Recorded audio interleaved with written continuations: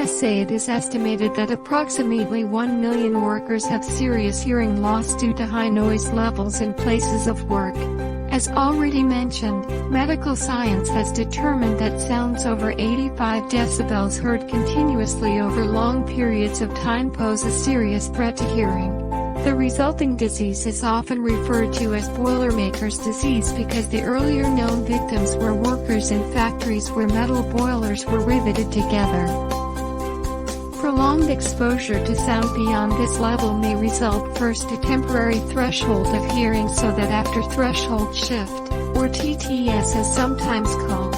TTS is an elevation of hearing so that after being subjected to a very noisy experience, all sounds heard afterwards seems fainter than usual. Normal hearing after few hours or days. With more exposure, permanent cochlear damage may take place, resulting in permanent hearing. When this loss occurs in the inner ear, it is incurable. The Workmen's Conpenstation boards are now beginning to struggle with the problem of oral hygiene, but the paucity of data in some countries makes it difficult to assess the total extent of occupational deafness. Yeah, it's true.